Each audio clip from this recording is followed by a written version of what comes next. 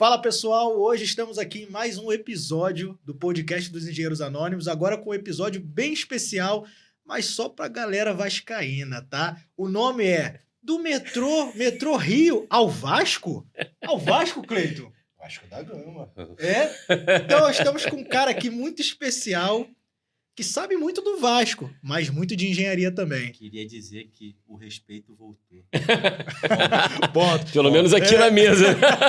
Então estamos com o arquiteto, o mestre em engenharia civil, professor Gledson Lima. Muito bom. Tudo bem? Poxa, rapaz, o prazer danado estar aqui com vocês. Obrigado pelo convite.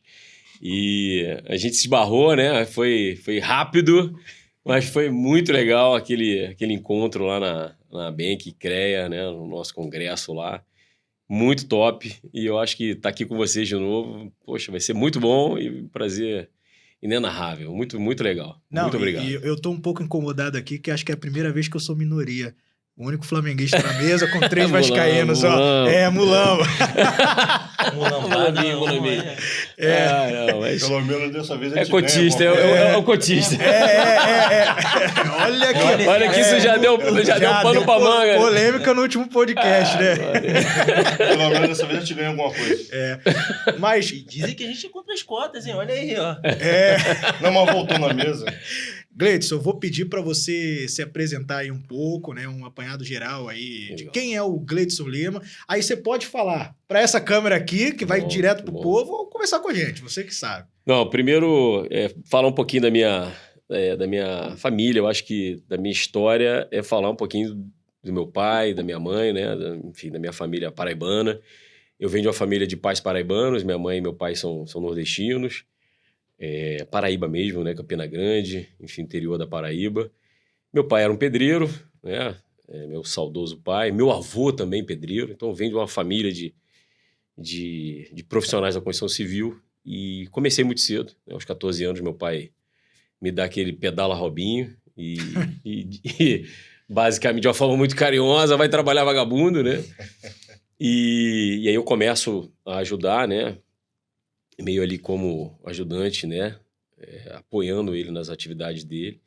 Meu pai, obviamente, como pedreiro, assume também as atividades de encarregado, né? Chega mestre e faz as pequenas obras dele.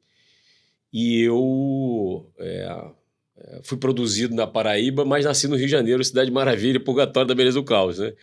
Então, a minha vida começa no Rio de Janeiro, no interior do Rio de Janeiro. Na verdade, eu nasci em Belford Roxo e muito bebezinho eu fui parar na região dos Lagos. E lá eu fiz a minha infância toda foi lá. Logo depois eu volto, na verdade, para o Rio de Janeiro, né? Não para a Baixada, mas para Rio de Janeiro, capital, para fazer a escola técnica. Então passo toda a minha infância lá na região dos Lagos, uma infância maravilhosa e naturalmente apoiando meu pai. Meu pai lá fazia os trabalhos dele. E logo depois eu curso a Escola Técnica Federal Celso Covas da Fonseca, que para mim foi uma virada de página na vida. Isso no curso de edificações mesmo, Edificações. Né? E exatamente nessa época eu tenho a perda do meu pai sofre um acidente automobilístico, um acidente de carro, e ali eu com os meus irmãos, né, eu era o irmão mais velho, precisei meio que abraçar ali a família, e também, né, junto com a minha mãe, tocar ali a vida. Né? A vida seguiu, a responsabilidade chegou, né? E comecei a trabalhar muito cedo por conta disso. Já com meu pai aos 14 e logo depois, em torno de 18, 19 anos, tocando a vida com toda a responsabilidade. E aí começa a trabalhar na Carioca Christian Nielsen Engenharia, e eu sei que você vai falar um pouquinho do metrô. Isso. O metrô foi o primeiro desafio, né, profissional da minha vida, e foi para mim uma escola, porque ali eu trabalhei com profissionais espetaculares no Rabicho da Tijuca. E sigo a minha trajetória, né? Depois eu me formo, né? Toco a minha vida. Daqui a pouco eu estou na academia também lecionando. E aí sigo a vida, né? A vida quis que eu seguisse a arquitetura, né? Vou falar um pouquinho dessa história também. Que na época, por incrível que pareça, rapaz, foi uma dúvida cruel, né? Porque o meu pai, ele nunca me falou isso. Mas a minha mãe, muitos anos depois de ele ter falecido, externou isso. Ele queria que eu fosse engenheiro. Mas eu segui pela arquitetura. Eu segui pela arquitetura porque desde muito novo eu tinha a criatividade, eu desenhava, eu projetava. No seu Instagram tem um destaque, não é? Exato. Com os desenhos de Exato, perspectiva, né, que você Exato, faz. Rapaz, eu fazia de uma forma muito, como é que a gente pode dizer? Muito empírica os meus projetos. E quando eu tinha os meus 14, 15 anos, meu pai precisava projetar. E aí eu aprendi aquilo sozinho. Bacana. Né? Eu ia na prefeitura da cidade, como é que é? Aí tinha uns amigos que... Isso na região dos Na lagos. região de lá. Meu pai tinha uns amigos profissionais e eu vi os caras projetando. Na época, com a Anakin, o normógrafo, né? Régua T, aquela coisa toda.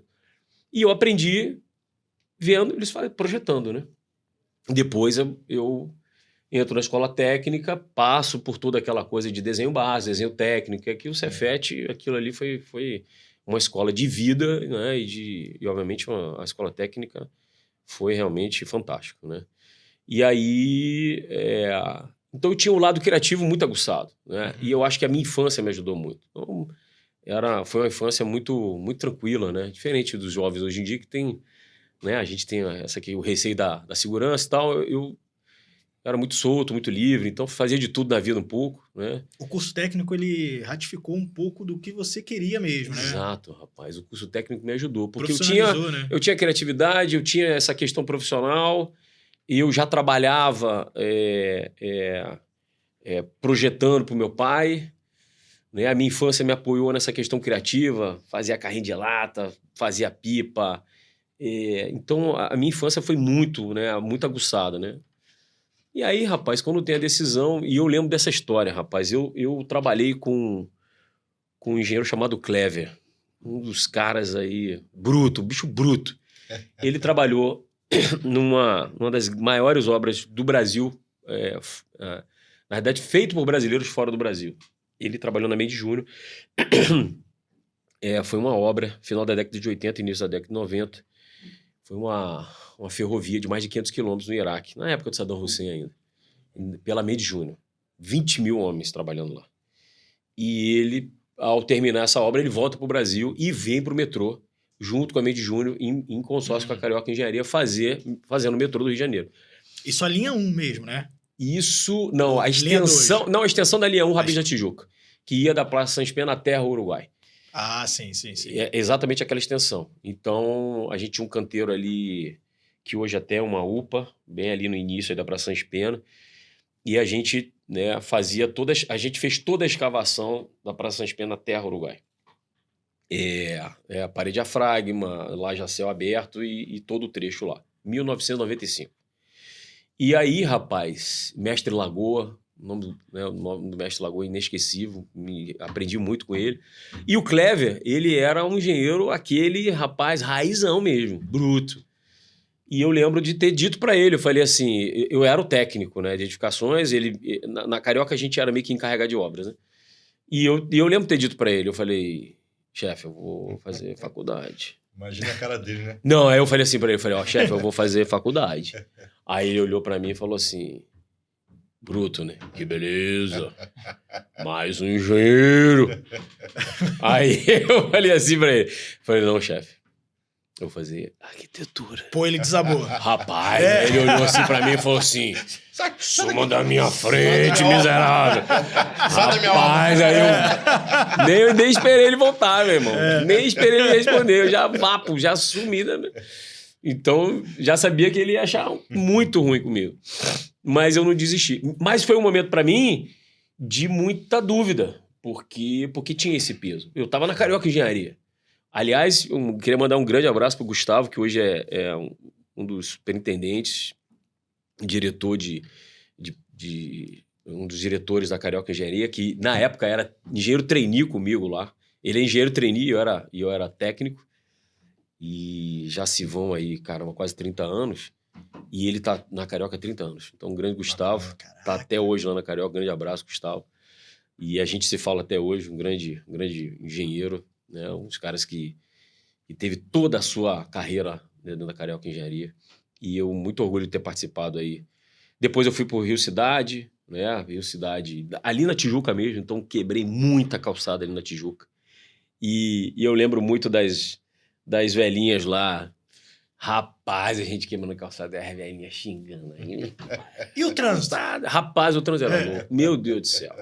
E a gente fazendo, terminou o metrô, a gente fazia quebrando calçada e concretando. Rapaz, e asfalto comendo, era uma loucura aquilo, cara. Era na época do grande prefeito César Maia, né, que fez muitos projetos de urbanização. Uhum. E da Carioca, eu fiquei na Carioca ali uns 3, 4 anos, aí eu recebo um convite para ir para o mercado imobiliário. Um amigo falou, Gleitos, tem uma construtora chamada AC Lobato, do Antônio Carlos Lobato, né, que hoje é dono, na verdade, a AC Lobato não existe mais, ela era uma construtora regional que fez muitas obras no Rio de Janeiro, inclusive o Piratas Mall, lá em Angra, ali em Botafogo, ali caramba, aquele empreendimento que fica logo ali na virada ali de Botafogo, um grande empreendimento, tinha até, era a antiga sede do Botafogo, Morisco. O Morisco ali. Pronto. Quando vai chegando na praia de Botafogo, exatamente, sai aquela sede ali, que era né? inclusive ali tinha o ginásio Botafogo, ali era a sede do Botafogo ali, do Clube Botafogo, a gente demoliu todo aqui, tinha um ginásio bonito, de concreto, a gente demoliu e fizemos aquele prédio ali. Então, Botafogo? É em Botafogo. Ali logo no final, ali no final do aterro, onde tem uma churrascaria ali no... Cruzeiro Sul. Isso exatamente. Mesmo, Cruzeiro Sul, isso mesmo. Então, do lado do Fogo de Chão. Exatamente. Então ali a gente fez aquele empreendimento, fizemos vários outros shoppings. Eu fiz, inclusive, shopping Nilópolis Square, Nova Iguaçu Square. E eu lembro de ter ido para essa construtora, na época, a Celobato. Hoje não é mais a Celobato. Hoje é dono do Marina. Hoje a Marina da Glória, né? BR Marina, né? A família, né? No caso, a filha, né? A Gabriela e a família do Carlos Lobato seguiu aí com esses negócios relacionados à Marina, né? Tem o Verome, tem o Piratas Mall, tem aqui BR Marina, né? Todo esses negócios ficaram com eles. Então você saiu do eu saí metrô, né? E foi para obras de infra, né? Mordi um pouquinho de linha vermelha, peguei a parte, peguei também Presídio Bangu 3, né? Fico muito feliz de ter falado que trabalhei também na obra do nosso grande ex-governador Sérgio Cabral, de ter feito a casa dele. Brincadeiras à parte.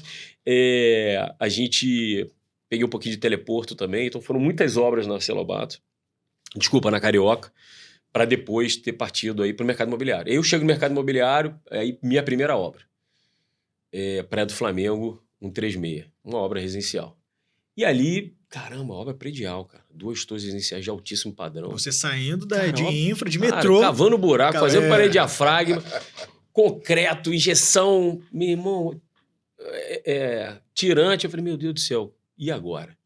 Foi uma outra escola. Eu reaprendi totalmente a engenharia. E aí entra também o início da faculdade de arquitetura. Foi exatamente ali.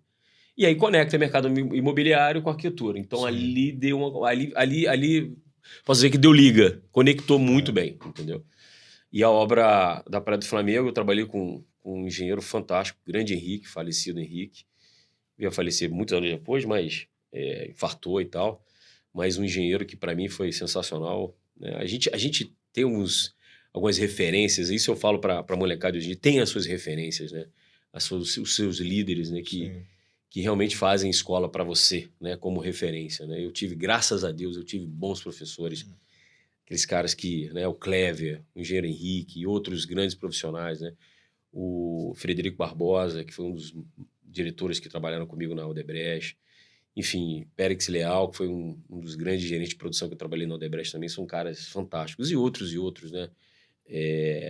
Enfim, o Joca, que também um dos diretores trabalhou comigo na Odebrecht, são caras fantásticos que poderia ficar aqui falando vários nomes que realmente marcaram a minha vida profissional e mostraram realmente o que é a engenharia. Não, e uma coisa que é muito boa, a gente, lendo lá a sua história, né?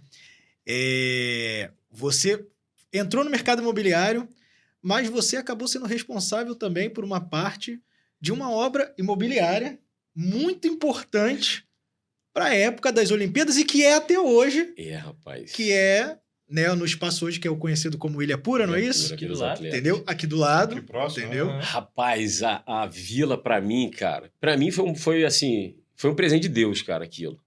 Eu entro no Odebrecht, entrar no Odebrecht pra mim, aí entra a questão da arquitetura. Sim. Entrar no Odebrecht pra mim foi um grande desafio. Por quê? Porque eu era arquiteto. E assim, a Odebrecht, pra contratar um arquiteto, rapaz, era algo muito sofrido, velho. Eu deveria ter fiz seguido o conselho do... do meu engenheiro. Faz engenharia, Ele falou, faz engenharia. Falou. Rapaz, eu fiz eu acho que umas 5 ou 6 entrevistas com várias lideranças para o cara entender, falar assim, esse cara é um arquiteto, mas ele sabe tocar obra. Isso é interessante, porque eu era técnico. Quando eu me formo na Celobato. E lá na Celobato, por incrível que pareça, a empresa, ela não tinha... eu me formo e eu começo a tocar a obra. Repare, como arquiteto. E a empresa cria o cargo.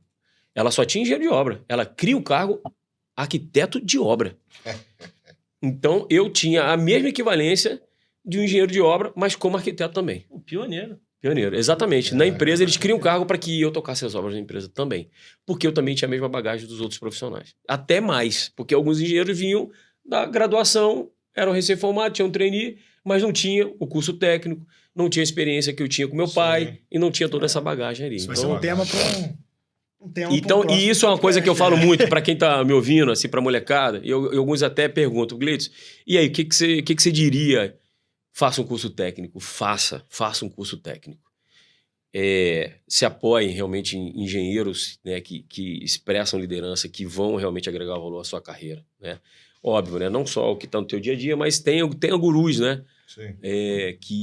Acadêmicos, né? Profissionais aí que possam professores, bons professores, que possam te dar bons conselhos, né? Então, esses são pontos muito importantes, né? Comece cedo. Eu comecei muito cedo. Só acompanha os engenheiros anônimos. Acompanhe Engenheiros Anônimos. Pronto, acompanhe Engenheiros Anônimos. Dica aí, ó. Vai a dica. Exatamente. Então, assim, essa coisa de ter começado muito cedo, né? No Lean a gente fala o pé no barro, o Gemba, ter começado muito cedo é importante. Sim. Então, essa coisa de, não, vou começar a estagiar mais pra frente, veja bem, não. Se tem oportunidade, comece. Mesmo trabalhando de graça. Né? Meu irmão, não tem essa. Vai aprender. Vai entender realmente. A gente sempre vê aquelas brincadeiras, né? O estagiário vai lá pegar a capa da grua, o estagiário pega lá, né? Isso é importante que você, como estagiário ou trainee, passe. Né? É muito importante. Aí veio a Vila, né? E a Vila, para mim, cara, foi um presente. Na verdade, veio o Odebrecht primeiro, né? Como eu te falei, né? Eu passei por várias entrevistas para entrar no Odebrecht para entender o seguinte, cara, o cara é arquiteto. Esse cara sabe tocar obra, velho? Vai dar certo ou não. Quem me chama é o grande Flávio Neves e o João Carlos Neves, que eram profissionais que já me conheciam. Só que não bastava só a indicação deles. A empresa queria entender realmente se tinha qualificação. E aí vários outros, eu vou para São Paulo, eu vou para várias entrevistas, mas é o seguinte, esse cara merece entrar como gerente técnico da empresa. Gerente jurídico da empresa da Odebrecht era engenheiro. Gerente de marketing era engenheiro. Gerente administrativo. Todo mundo, cara, tinha que ser engenheiro na desgraça da empresa, bicho. Era incrível, meu irmão. Era incrível. E tinha que ter essa bagagem técnica. Então você olhava um arquiteto e dizia, rapaz, esse cara não toca obra, não. Esse cara vai fazer projeto, mas não vai tocar obra. Então eu consegui. E aí eu fiquei um bom tempo em Botafogo, na sede, desenvolvendo vários projetos, inclusive estou aqui perto aqui do Essence, foi um projeto que eu participei e desenvolvi. E aí depois, rapaz, dia 11 de novembro, se eu não me engano, de 2010, se eu não me engano, 2009, 2010, o Flávio me chama e fala assim, Gleitson, eu tenho um desafio para você. Você vai comigo para a obra, para o empreendimento Vila dos Atletas. E ele disse para mim, você vai agora como gerente de corporação, você vai desenvolver o produto. Então, tudo que você está vendo lá, de master plan, de planta, né, a concepção, a gente faz com uma das maiores consultorias de projeto do mundo, que é a Arup, que fez a Vila de Londres, que fez a Vila de Pequim.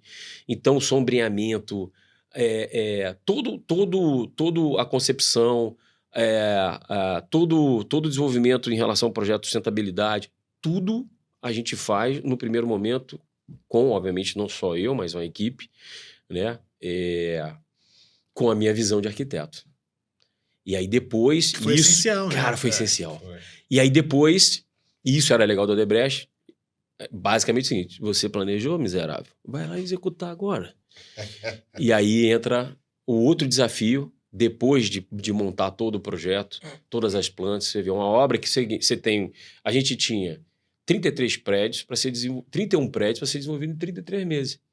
É como você brotar um prédio a cada mês. Blum, brotar um prédio E não eram para pessoas simples. Não, cara, era uma... Você tinha aqui uma mão aqui um book com mais de 500 páginas em inglês, que era os requisitos técnicos do COI. Do outro lado, o mercado carioca, você precisa vender 3.600 unidades e o negócio precisa dar valor para acionista. E aí?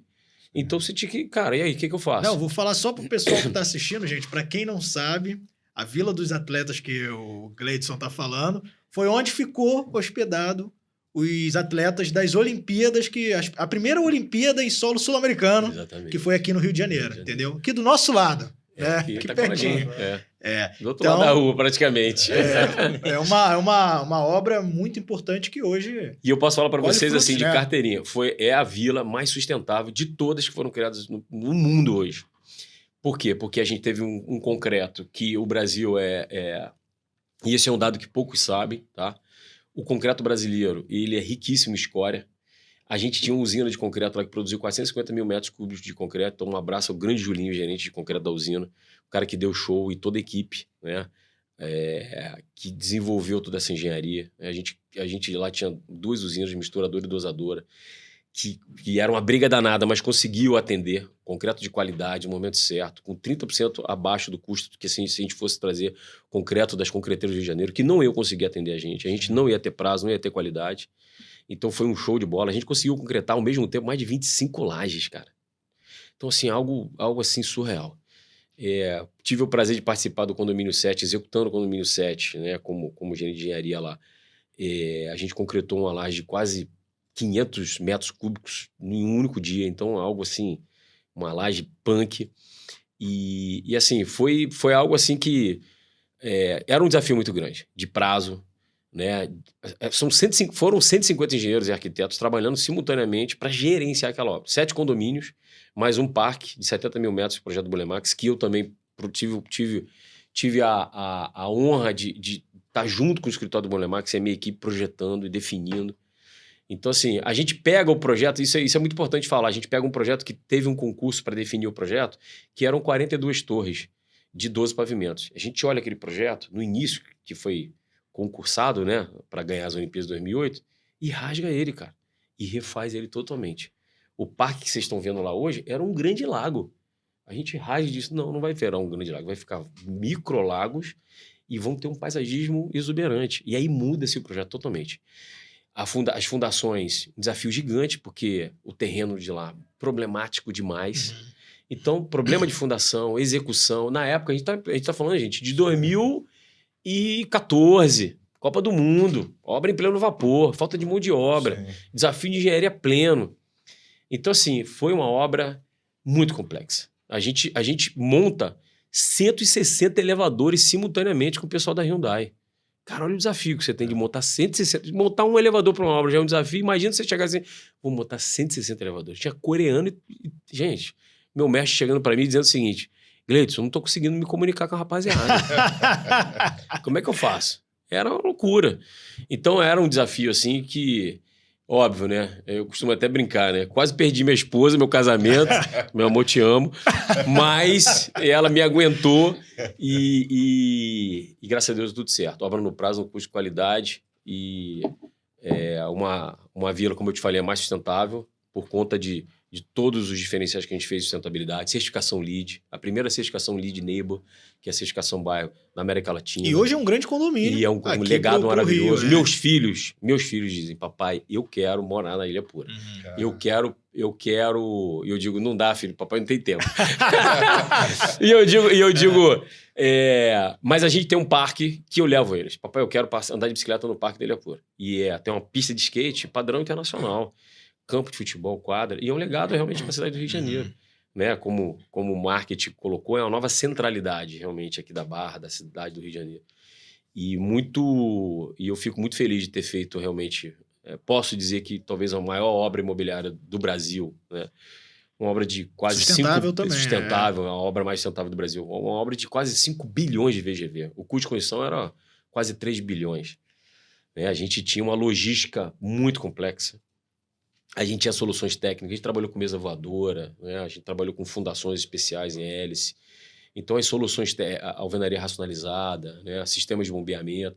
Então, o que eu vivi lá em 4 anos, eu demoraria 40 anos se eu trabalhasse numa empresa convencional. Não, vocês inauguraram um mini bairro. Mini bairro. Novo, né? No caso, dentro de um bairro que se tornou novo, né? Também. Porque exatamente. ali, né, fazia parte, né, da Jacarepaguá, né? E era uma área bem abandonada, lembra? Uma área que totalmente. não tinha nada, né? Em frente aí teve a duplicação, ao autódromo, BRT, né? Pra quem não sabe, e a galera que gosta do rock and roll, é naquele terreno onde aconteceu o primeiro Rock in Rio, em 1986, se eu não me engano, e o Rock in Rio 3. Inclusive, quando a gente chega lá, estava lá o palco mundo do Rock in Rio 3, que eu estive lá, né? Vi vários shows lá. Então, posso dizer que é um terreno, uma área meio que sagrada ali do... Né? E eu lembro como se fosse hoje, cara. Tem uma parada assim muito legal, que quando a gente estava durante a obra, o Medina, né? Ele tem uma sacada muito legal. Ele liga pra galera lá da obra e diz o seguinte, olha, eu quero 3 caminhões de barro. E aí a gente recebe a ordem e fala assim, olha, eu quero 3 caminhões lá do meio, pega lá e 3 caminhões de barro. Quem pediu? Não, o pessoal lá do Rock in Rio. Eu falei, cara, mas pra quê? Não, o pessoal vai... Olha só a sacada do marketing. Eles pegam a terra que estava lá, pseudo lama do Rock in Rio. E vendeu-se no Rock in Rio, obviamente nas versões seguintes, a lama do Rock in Rio 1. Tá ligado o que eu tô te dizendo? Que sacada. Cara, marketing é demais, ó. Cara, meu irmão. Era uma caixinha, acho que era R$200 ou R$180, com a pseudo-lama do Rock in Rio 1, cara. 1986. Será que se alguém que mora hoje no Ilha Pura escavar ali... vai ganhar, vai vender, eu sei que eu tenho um pedacinho do palco mudo do Rock in Rio 3. Tá lá um pedacinho do ferrinho lá guardado. Leilão aí. Dá pra fazer um leilão. Quanto tempo antes, assim, de iniciar as Olimpíadas, vocês conseguiram entregar a vila? Então, cara, assim, toda a vila, ela precisa ser preparada para que ela vire uma habitação, um pseudo-hotel, né? Então, a gente entrega a vila em dezembro de 2015. Dezembro de 2015, janeiro de 2016. De janeiro de 2016 até agosto, quando acontecem as Olimpíadas, a vila ficou 6 meses ali sendo preparada. Aí veio os Correios e uma equipe gigante do COI e muitos gringos de logística, empilhadeiras e equipamentos. Aí vieram muitos insumos. Cama, armário, luminária, ar-condicionado, aquecedores. Então, transformou o que era uma simples construção num hotel. Para que as pessoas pudessem entrar. Entendi. E outra coisa, ali foi uma área que vocês, como você falou, de logística. Agora, a logística da obra, entrega de material e tal, era uma área que teve a questão da duplicação da via, da Salvador Land. Tudo junto. Tudo junto. E do outro lado estavam sendo feito o Parque Olímpico também, né? Na verdade, o Parque Olímpico não era do outro lado, era um pouquinho antes, né? Isso. Tudo ali, simultâneo. Na Abelardo Bueno, Simultâneo. E era uma equipe da Aldebrecht também. Fora os empreendimentos que já tinham. Na época, né? Que estavam fazendo Bora Barra, essas coisas. E aí ali. existia a possibilidade, que aliás é um outro empreendimento que a Carvalho Hosking lançou recentemente, que é o Outeiro, que é um terreno que está ali um pouquinho mais colado no Rio Centro, antes do Rio Centro, de chegar no Rio Centro, um terreno que está ali perto do hotel ali onde... na verdade tem uma estação ali do BRT grande, no final ali do Parque Olímpico, e tem um grande terreno bem ali também da Carvalho Hosking. Ali seria a vila dos árbitros, que seria uma outra grande construção. Só que ela não foi desenvolvida. Pegaram empreendimentos que já estavam sendo desenvolvidos pelo mercado imobiliário e utilizaram. E locaram eles, exatamente. Mas seria ali também. Deixa eu te fazer uma pergunta. Você falou que a Vila dos Atletas você entregou no prazo. Entregamos, cara. Conseguiu entregar no prazo, né? Então lá vai a pergunta. Para você, como é que lidar? É pior lidar com o time rival quando o Vasco perde ou com o cliente te ligando que a obra está atrasada? Rapaz, você agora me fez a pergunta de milhões. Pra quem não sabe, ó, quem tá assistindo, olha, não sabe a data, o Vasco perdeu ontem, tá? Pro Flamengo. Mais uma vez Ainda roubado. Ainda bem que é atemporal esse programa. Atemporal, né? Então não vai saber quando perdeu. Rapaz, eu vou te falar... Eu, ultimamente, eu tenho até deixado de ver esses clássicos, sabe, cara? Porque tem dado muita dor de cabeça pra mim. Mas, realmente, rapaz, ouvir um cliente reclamando é algo que dói. Pra gente, profissional, Sim. né, cara?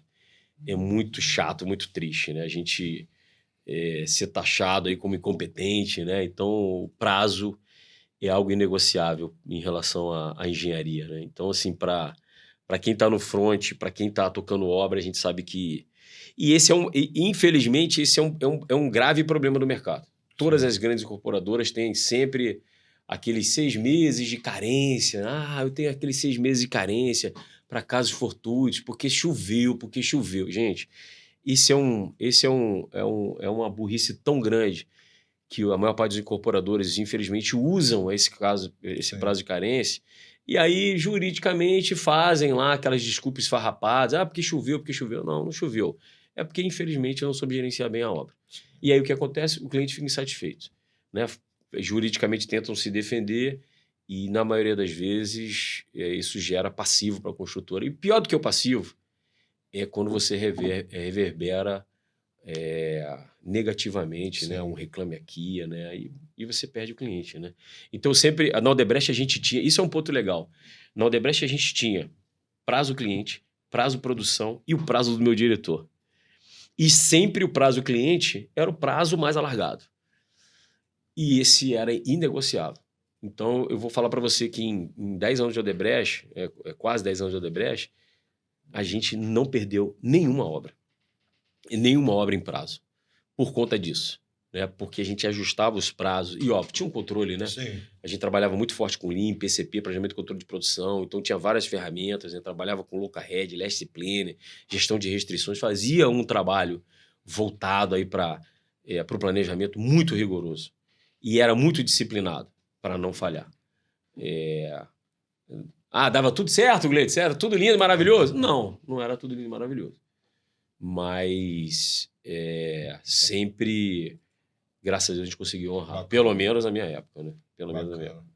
A não ser, assim, E vou falar para vocês, a gente, na época das Olimpíadas, foi exatamente no período onde tem o problemão Lava Jato. E aí onde tem ali aquela coisa de que, começa toda aquela loucura, tá tudo errado, e aí travam, a obra precisa ali de dinheiro da empresa, a empresa trava, mas graças a Deus a gente conseguiu se resolver e chegar aí à conclusão da obra. E aí foi entregue um pouquinho antes, né, de começar as Olimpíadas, né? Mas 100%... Sim, 100%. Não, boa pergunta. Não, porque nem... Reparem, né? Para as Olimpíadas, a entrega para as Olimpíadas é uma entrega diferente para um cliente final. Então, por exemplo, eu preciso para as Olimpíadas fazer uma brinquedoteca? Não preciso. Então, eu preciso fazer um garage band, né? Então, tinham várias áreas e vários serviços. Eu dei um exemplo, tá? Mas várias situações. Por exemplo, eu não preciso da garagem, porque eu não ia parar o carro lá dentro. Então, tinha alguns serviços da garagem, né, que eu não precisaria executar. Por exemplo, a minha garagem pediu uma pintura epóxi no piso. Eu pintei epóxi? Não preciso. E quando lá na frente eu vou entregar para o cliente, aí eu faço a pintura epóxi e deixo ela bonitinha. Exatamente. Então, algumas situações desse linho. Pergunta. Uma curiosidade, como foi uma obra que foi bastante divulgada, né? Uhum. Na questão do pós-obra, Boa o teu pergunta. cliente era um cliente diferenciado. Não Sem era só dúvida. o COI, não era só... Né? Mas eram atletas, Exato. né? E que iriam logo em seguida, né?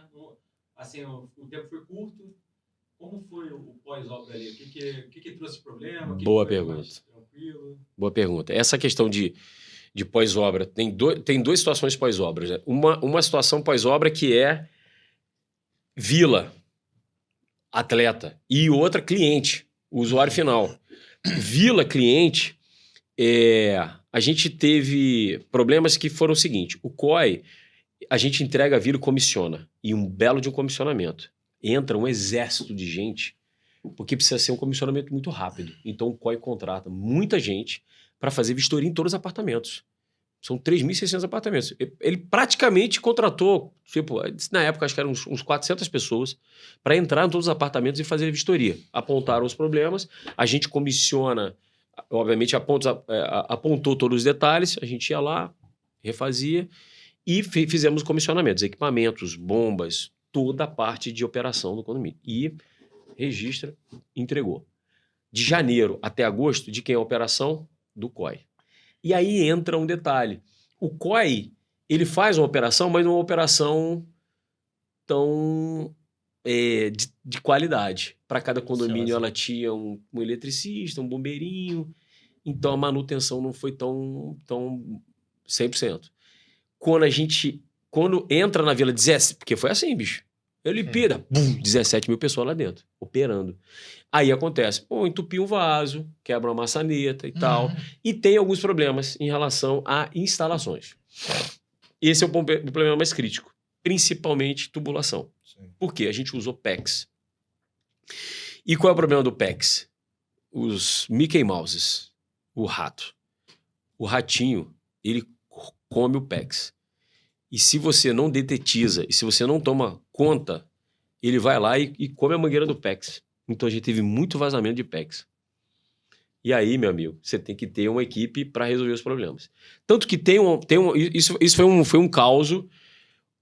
Teve uma comitiva lá, né? Um país que vocês devem ter lembrado disso, talvez vocês vão lembrar agora, a Austrália, que teve um arranca-rabo na época era Eduardo Paes, com o Eduardo Paes. Depois o Eduardo Paes fez as pazes, pegou um canguruzinho, aí né, houve, enfim, eles se acertaram lá. Mas o que acontece? Toda comitiva lá tinha os seus profissionais para resolver isso, porque às vezes o cara chegava lá e falava assim, perdi a chave, tenho que abrir uma porta. Ou então quebrei ou então queimou a lâmpada. Preciso consertar a lâmpada, né? E essa não era... O COI não tinha condição de atender tanta gente ao mesmo tempo. E simultaneamente, está em uso, né? Não tinha.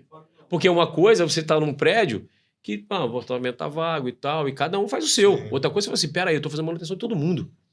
E está em pleno uso, né? Então cada um tinha suas equipes. A Austrália não tinha. E aí, o que ela fazia? Ela reclamava. E começava a reclamar. Aí jogou pra prefeitura Aí, do o que Rio, aconteceu? A prefeitura jogou, pediu ajuda da Odebrecht, a gente botou na época... Rapaz, acho que foi uns 50, 100 homens. Foi uma galera, meu irmão. E viraram a noite.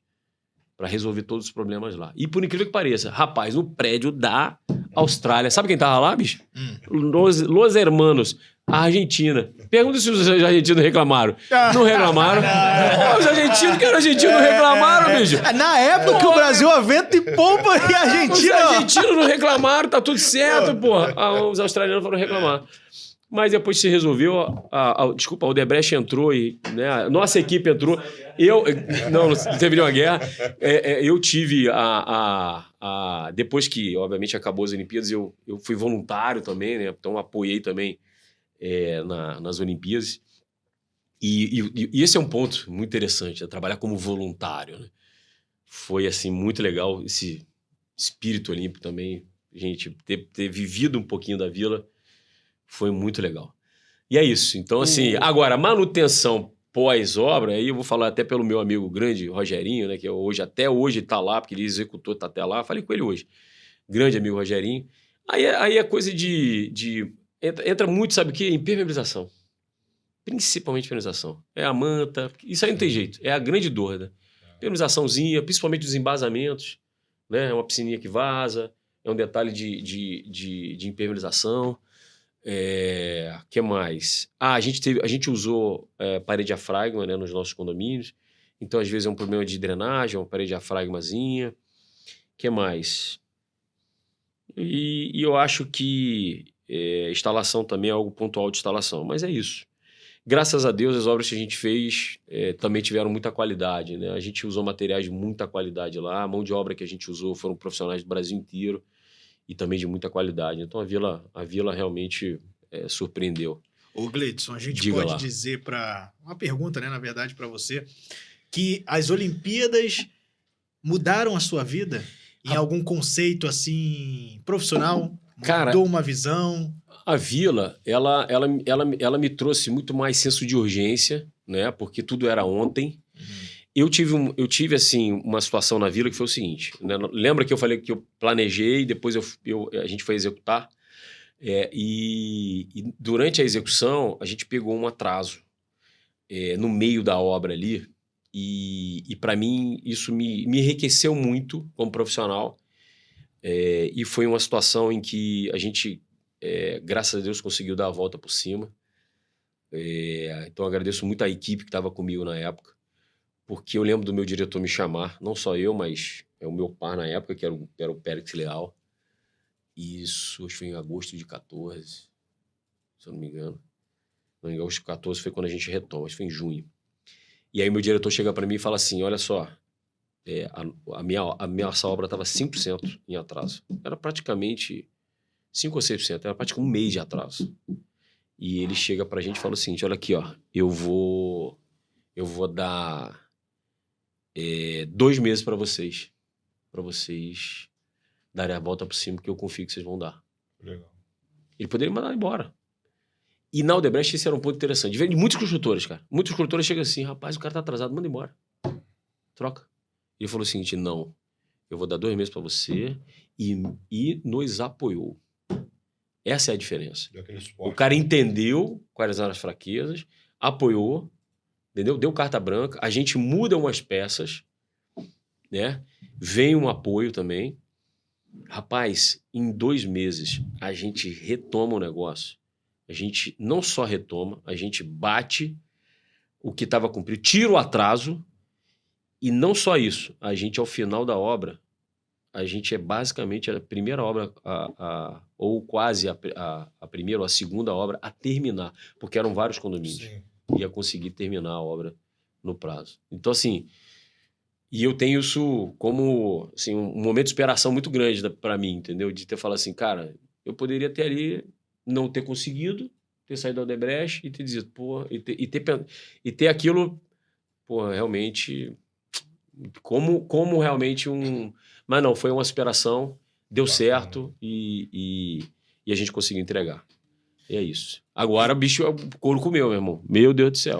Putz grilo. Então agora a gente vai para outra fase, a fase que os vascaínos... Não, peraí. Calma aí, não, tem uma muito importante. Você estava construindo... condomínio pro pessoal das Olimpíadas, para os atletas. Exato. Pessoal, assim... Alto padrão. Alto padrão. E depois você fez uma construção para... Como é que eu vou dizer? Para flamenguistas. Você construiu algo para os flamenguistas. Você podia contar isso pra gente. Você não entendeu ainda? Para flamenguistas. Você também é demais, né, Luiz? Você poderia ter deixado o Vasco por primeiro. Aí deixar o Vasco por último. Não. O melhor é pro final. Entendeu? Gostei, Luiz. Bangu 3. Bangu 3. É o local para os flamenguistas. Exatamente. Mas você não falou que era pro Sérgio Cabral? Não. Eu vou parar esse podcast aqui, hein? Pô, eu vou sair daqui. Pior que o Sérgio Cabral é vascaíno. Aí, ó. Conta um pouco dessa história aí desse local do Flamengo. Ai, não, cara. Então, o presídio Bangu 3 foi na época de Carioca, né? Foi antes de ir pro mercado imobiliário, né? Foi antes. Eu participo do metrô e a gente faz o presídio Bangu 3 E que hoje o complexo, se eu não me engano, já está em Bangu 9, 10, 11, sei lá. Você me vê um complexo... Tem muito flamenguista, Tem muito né? lá. E por incrível que pareça, uma obra... foi a primeira obra com certificação ISO 9000. Na época, a norma se chamava ISO 9002 do Brasil. A primeira obra ISO 9002 pública, certificada no Brasil. Então, a gente está falando de 1998 ali. Foi um desafio muito grande, porque foi uma das primeiras traduções da norma. Exatamente. Então, Libertadores do Vasco. Exatamente. Então foi muito desafiador. Ali eu entro nesse mundo da gestão da qualidade. E logo depois, quando eu vou para a Celobato começa a buscar a certificação também. E eu também sou colocado como multiplicador. A gente busca a certificação do PBQP na Celobato. Lembro muito do grande Poli, um dos maiores consultores de qualidade do Brasil, amigo até hoje. E depois a gente consegue certificar também a Celobato, né, na ISO 9000 e PBQPH. E qualidade, para mim, virou... Rapaz, está na minha vida, né? Trabalhar com processo, né? Trabalhar com indicador, né? O que não é medido não é gerenciado, muito menos melhorado. Então, assim, muitos entendem qualidade como burocracia. Eu entendo como filosofia, como cultura, né? Então, que deve dar resultado, né? Então, assim, eu sou apaixonado por gestão da qualidade e nasce lá. Nasce exatamente lá. Foi uma obra... muro de 11 metros, grades, sistemas de segurança máxima. Então, foi... tudo que ele queria falar. Tudo que ele queria. Aí depois da Celobato vem a Atlântica, vem a Odebrecht, e depois da Odebrecht, aí sim vem o desafio de fazer o nosso... Só antes, tem uma pergunta do chat que o Renato vai ler pra gente. Rapaz... É que você falou agora de qualidade, questão de qualidade. Boa. E aí, eles querem saber o seguinte: você é especialista, né? Sim. Lean Construction. Né? Isso, Lean Construction. Você começou aplicando na Vila dos Atletas? Onde foi que rapaz, boa pergunta. Sua especialidade? Bom, o Lean ele nasce exatamente na obra da Vila. Né? A Odebrecht ela já tinha as ferramentas, né? As técnicas, boas práticas, a cultura do Lean. Né? E ali eu começo a ver todas essas ferramentas e falo, rapaz, que coisa louca mesmo. Como funciona o negócio? Né? Aí eu vejo um Kanban, né? Aí eu vejo uma gestão de restrições, aí eu começo a ver post-it colado na parede, entendeu? Aí eu vejo um Luca Red. Aí eu vejo uma série de ferramentas, né, que eu falo, cara, que mundo é esse? E óbvio, né, dando certo. Então eu começo a me apaixonar por isso. Aí eu começo a estudar, começo a entender, eu começo a entender o linguajar, né, a cultura, né, a disciplina do Lean. E aí, logo depois, um dos coordenadores meus da FGV me provoca, né, para lecionar também. Aí, meu amigo, aí me apaixonei mesmo completamente. Eu começo a lecionar sobre Lean, né, sobre a construção enxuta. Então, assim, basicamente são 15 anos aplicando, né, óbvio que nasce na Odebrecht, e eu vejo não só na obra da Vila, eu vejo em várias obras da Odebrecht. Isso é um trabalho que a Odebrecht fazia muito, de uma forma muito interessante, que era o intercâmbio, o benchmark, que é um dos princípios do Lean, né? E conecta realmente, né? O Lean e qualidade se conectam muito, melhoria contínua, né? O benchmark, né? A gestão visual. A gestão visual era muito forte, né? Os indicadores, né? Tudo era muito... assim, a gente media muita coisa. E isso eu fiquei apaixonado. Muito, né? Entendi a história da Toyota, né? Cheguei a visitar a fábrica da Toyota também. Então aquilo... Rapaz, você começa a ficar apaixonado, a gente começa a levar para o dia a dia, né? Você começa a pensar. O simples fato de você sair de uma sala, tá com a luz acesa, apagar a luz, opa, já estou economizando, já estou fazendo mais com menos, né? Então já estou pensando de forma enxuta, né? Então são essas pequenas... eu costumo até falar aos meus alunos sobre sobre a Copa do Mundo do Catar. Né? O que os japoneses faziam quando saíam do estádio? Os caras vinham limpando o estádio, velho. Tudo. Fizeram aqui no Brasil também em 2014. Exato. Então, o que o cara faz? Rapaz, eu tô com um papel no chão na minha frente, velho. Eu vou pegar, porque lá na frente é uma lixeira. E jogo no lixo. Então, é o princípio do jidoca. Eu não preciso deixar o problema para quem vem depois. Tá na minha frente, eu resolvo o problema. Então, são essas coisas que você vai se aculturando, porque é cultura, né? Você vai se aculturando e que você não larga, cara. Você não larga. Então, e só vai enriquecendo o seu... Né? Então, o Gemba, né? O Gemba Walk, de tentar buscar melhoria. Caramba, tem algo que pode melhorar. Ou tem um desperdício. Qual é o desperdício? Né? E o desperdício... né? O Lean tem aquela pegada de pequenas ações, grandes resultados. É aquela história do marombeiro. O cara, num dia de maromba, ele vai ficar forte e saradão? Não, meu irmão. 1%, né? Todo dia é processo. É isso, entendeu? Vai doer, né? Vai doer, cara. Vai doer. Mas o resultado, né, vai chegar. É isso, né? Um pouquinho disso, né? É a mentalidade. Então, isso, depois que você começa a te empodera, você sente falta de não fazer, né? É um pouquinho disso, né? Essa cultura ali, né? Que é a cultura japonesa, né? Isso é como você meio que se conectar um pouquinho com a cultura dos japoneses, entendeu? Agora, Diga-me. chegamos ao momento em que muitos esperavam. Né? Vai, olha só. Eu tenho que aturar isso, hein? Pô. Só falta a camisa do Vascão, né? Você é o melhor da mesa hoje. Tá bom, vamos. Dá sequência. Senão vai ficar uma música de fundo aqui. Alô, torcida vascaína. Eu não acredito que eu tô falando isso, mas tudo bem. Nós estamos aqui só para falar para vocês com o ex-diretor do Vasco. Então, se você não entende nada de engenharia, mas assiste futebol, é melhor te escutar, hein, Gleidson? Porque, não, é sério, pô. Vascaíno tem a ver com você, pô. Tem razão. Gleidson, então, conta pra gente um pouquinho. Você juntou duas grandes paixões, três, na verdade, né? Primeiro, o futebol. Segundo, o Vasco, e o Vasco não pratica futebol. É teu remo, né? Teu remo. E o terceiro, a engenharia, no caso, misturado com a arquitetura, a construção civil. Exato. Essas três, como diretor, né, de engenharia, não foi isso lá no Vasco da Gama? Diretor de engenharia. Clube de Regatas Vasco da Gama. Então, diretor de engenharia e obras do Clube de Regatas Vasco da Gama, na Rua de São Januário. Não mudou. Agora é a Rua Roberto Dinamite. Roberto Dinamite, Exato, verdade. Então, como Né? foi pra você? Porque você juntou essas três grandes paixões, né? O seu time, Exato. o futebol, que é a paixão nacional, Exato.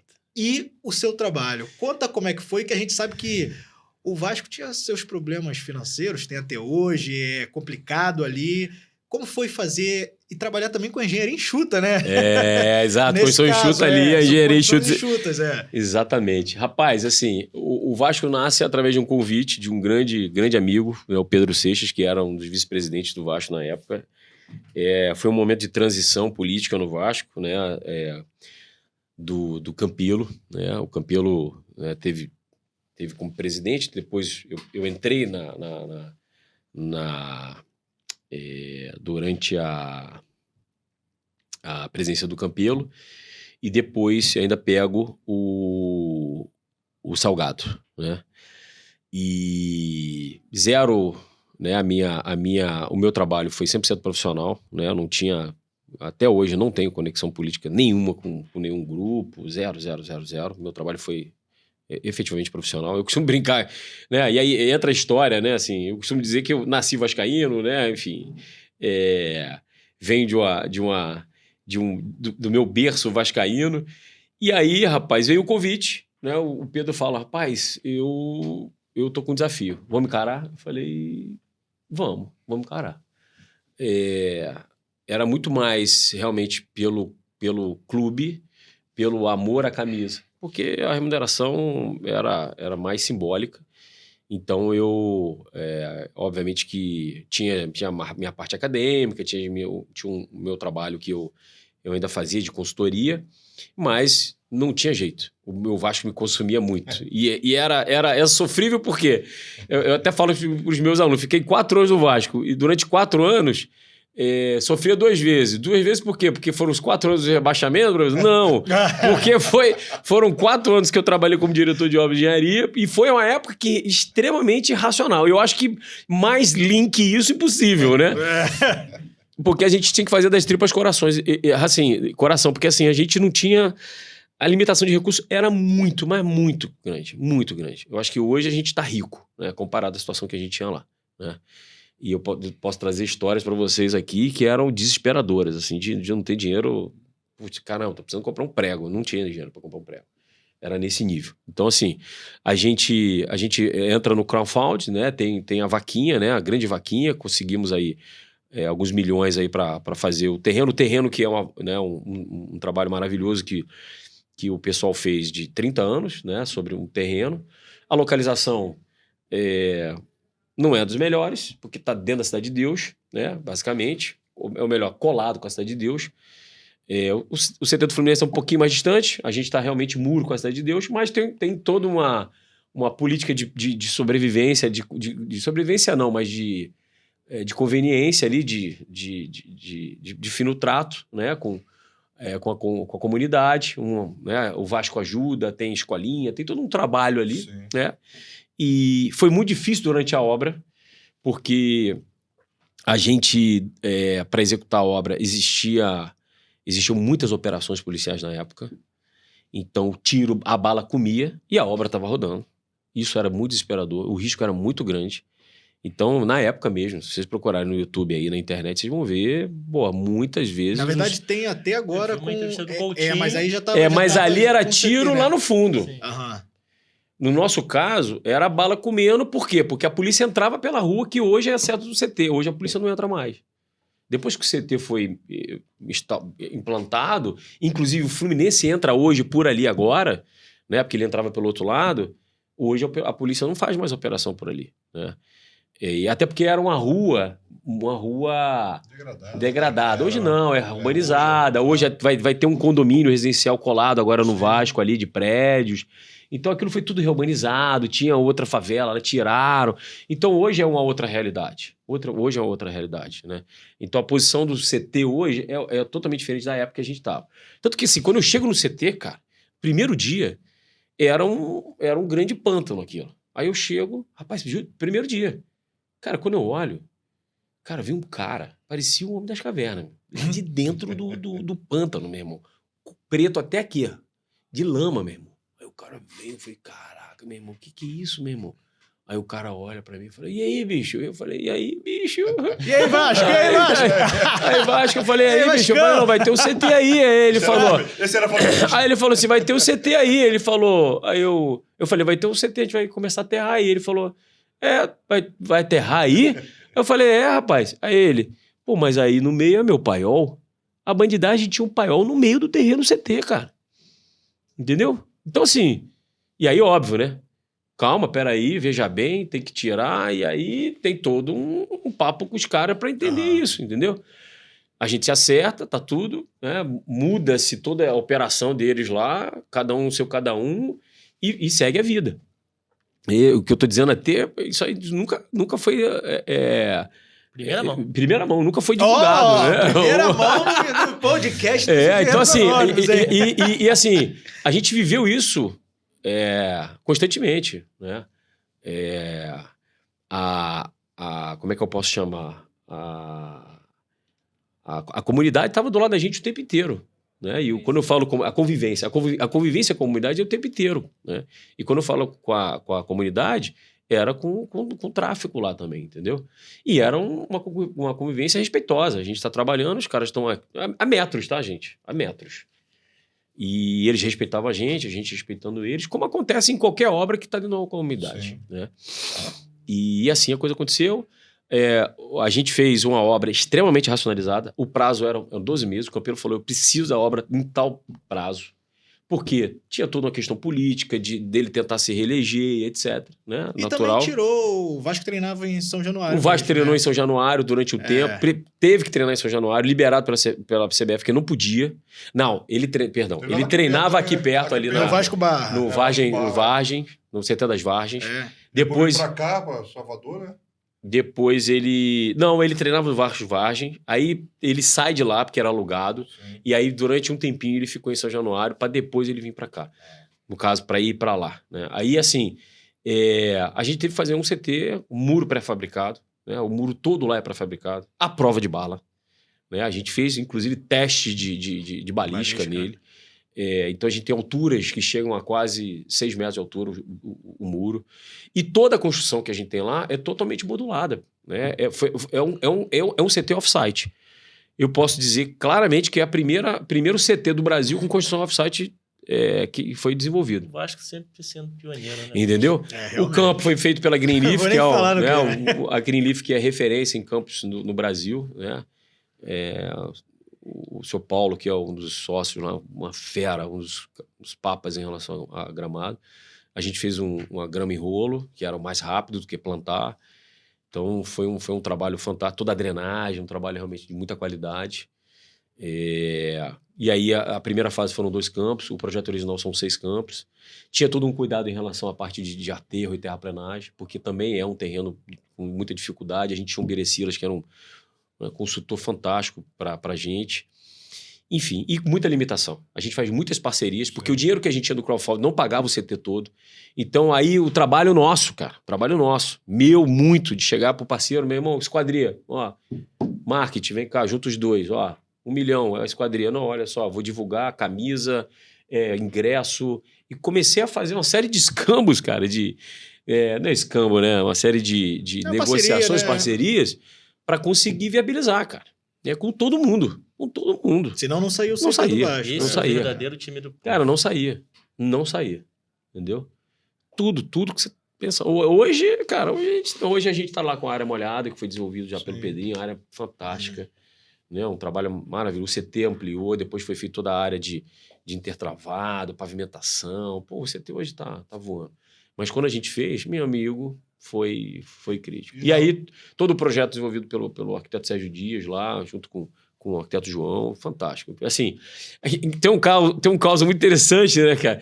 Porque o CT, durante a construção, tiveram vários técnicos, né, cara? Cada técnico que chegava queria uma mudança do projeto, cara. Aí, e eu lembro do Pofechô. O Pofechô chegou, o Luxemburgo. O Luxemburgo chega e fala o seguinte assim, meu irmão, eu quero um campo de barro, terra, não quero grama, não. Ele queria que o jogador jogasse.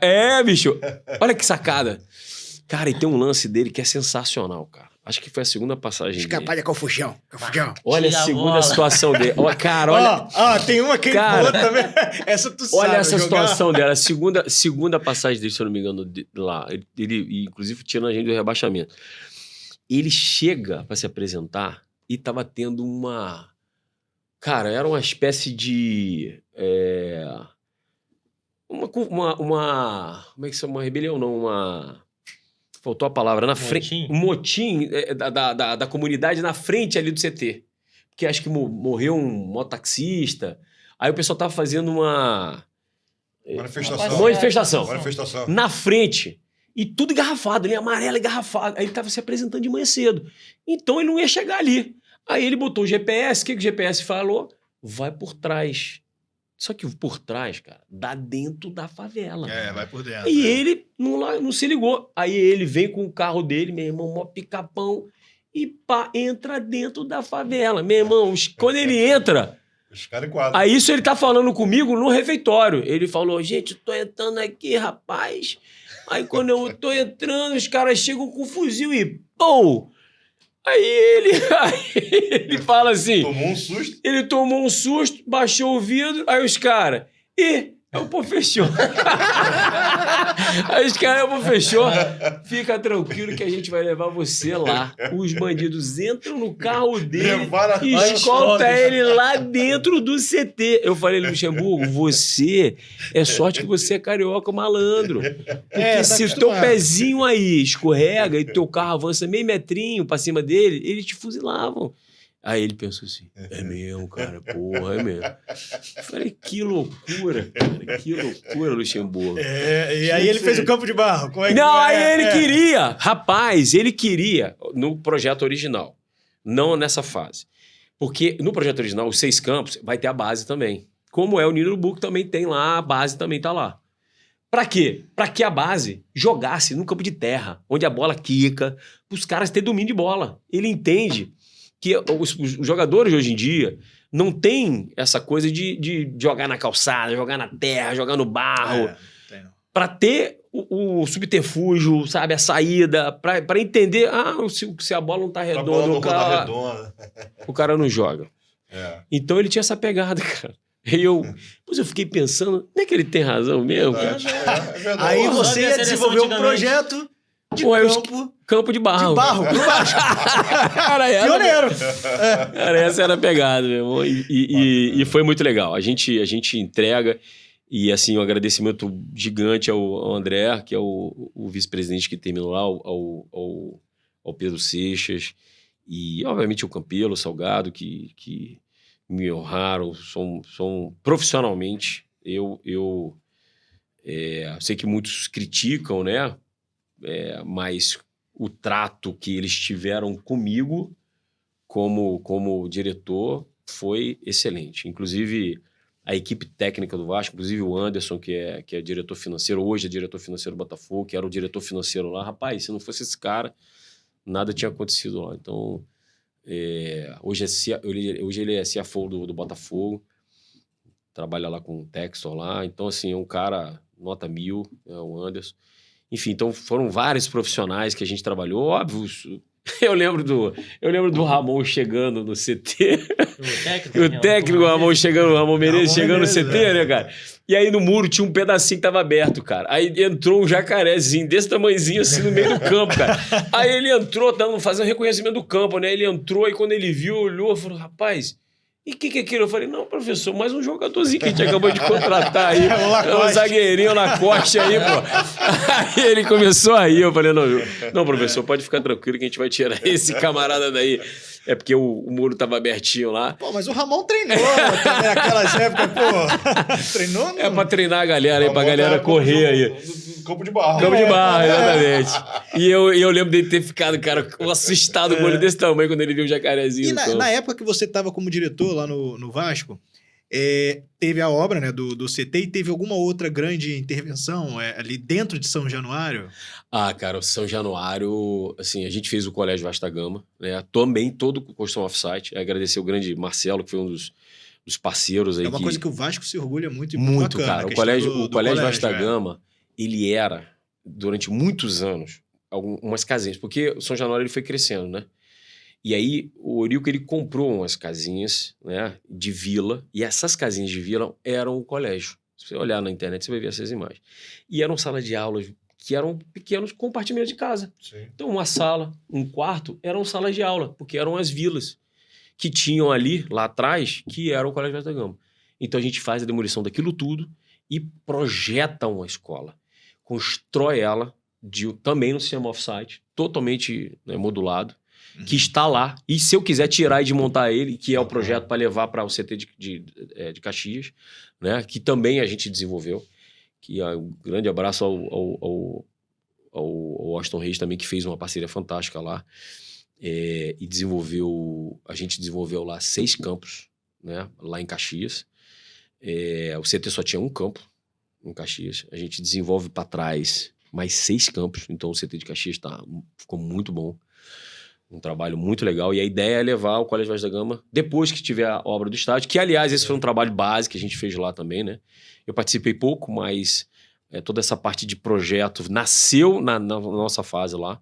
Uma grande equipe de arquitetos, Sérgio Dias, Pedro Seixas, e que também foram os criadores de tudo isso que está acontecendo, que é o potencial construtivo. Então, assim, Vascaíno.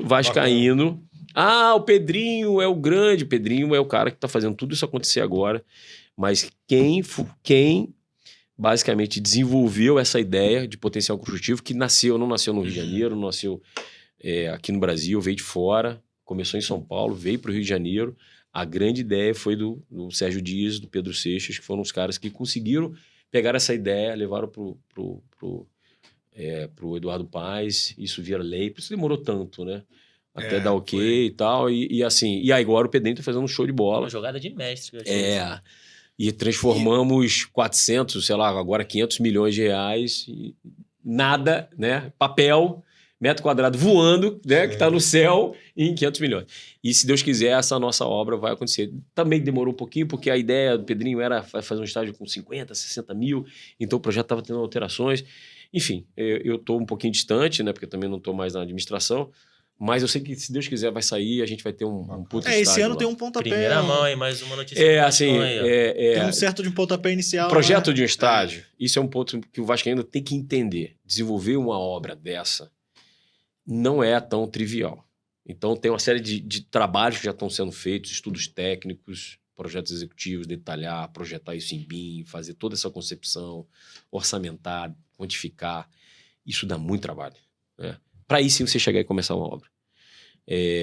Eu acredito que isso mais pro segundo semestre, mas não é assim. Eu vi uma reportagem que pro segundo semestre já ia começar os trabalhos de ali engenharia. Um trabalho. Acho que até o Vasco vai parar de jogar, né? Vai Provavelmente. jogar no Engenhão, né? Um tempo Tem uma possível parceria lá, e aí os clássicos ficam, obviamente, no Maracanã, tem uma parceria com o Flamengo e Botafogo lá também, enfim.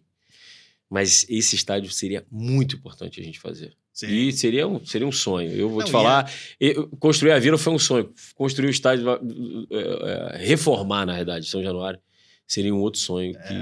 Ou participar, né, dessa reforma, seria um outro sonho para mim. E a escola tem um grande papel social. E a escola, ali cara, na barreira do Vasco. Eu te juro, ver os alunos... Pô, eu vi Ryan, cara. Eu vi Coutinho estudando ali dentro. Pô, eu vi... Cara, eu vi, sabe, aquela molecada ali dentro, que você olhava, Paulinho, você via a molecada estudando e falava assim, cara, que bacana, cara, que trabalho social sensacional. Tá fazendo aquela molecada virar cidadão, sabe? Sim. Cidadãos ali. E assim, fiz também o projeto do Centro de Experiência, que foi a nova sala de troféus. E aquele projeto, para mim, foi muito interessante, porque eu lembro do Carlos Magno, que é uma fera, que trabalha até hoje em São Januário, chegar para mim e falar assim, Gleice, a gente tem 15 dias para conseguir usar uma verba de projeto patrocinado e eu preciso de um projeto. 15 dias, cara, senão vai vencer. Era uma verba da TIM e a gente precisa desse projeto. Cara, eu liguei para uma projetista minha, uma puta design, que é a Pimenta, e aí ela chegou para mim e falou assim, vou fazer esse projeto. Cara, em 15 dias a gente fez o projeto, ele viabilizou e a gente tá lá. Então todo o centro de experiência que tá lá, hoje, que é a nova sala de troféus do Vasco da Gama, foi um trabalho, cara, que bacana, cara, que a gente...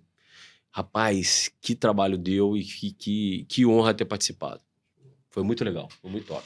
Olha só, nesse meio tempo que vocês vão ter um problema lá da obra do estádio, a gente deixa vocês jogarem no Maracanã, tá? O Flamengo deixa. Do Flamengo Tá agora. bom? Agora o Flamengo Comprou o Maracanã. Ué, o contrato é de quem? Não, mas você sabe que o governador tá fazendo de tudo pro Flamengo comprar, né? Já fez até a minuta lá pra venda, né? Eu falo com ele, eu torço pra que o Flamengo faça o estádio dele, porque o Maracanã fica pra quem? Fluminense. E o Fluminense não tem torcedor pra manter o Maracanã. Vai acabar o Maracanã.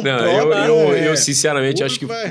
Minha opinião, acho que no Flamengo não tem necessidade de fazer outro estádio. E eu acho que o que vai acontecer é a compra do Maracanã realmente pelo Flamengo. Eu acho que vai acontecer isso. Porque o governador tá fazendo de tudo para isso acontecer e o Flamengo tem dinheiro para isso. Chega lá, arremata. Só que por um preço justo. É isso que seria ideal, né? Mas... Então, a gente agora vai passar... Acabou o Vasco! Acabou o Vasco. Tava boa. Vasco, engenharia. Não, a gente... Enquanto existir um coração infantil, o Vasco será imortal. Meu Deus do céu, cara. O que eu me meti, hein? Não, mas vamos lá. A gente agora vai pra IA. Inteligência artificial. Entendeu? Então, você que é um cara que tá totalmente ligado à inteligência artificial não vivo na sem construção. ela. Olha lá. Aí, ó. Aí, tá vendo? Conhece? Tá certo. Não, explica pra gente aí. Não conhece? Não. Cara, isso aí, eu não vivo sem. Parece um cartão de crédito, né? Esse aqui é o Plaud IA. Ele é basicamente um gravador com inteligência artificial. Ah, pô, legal.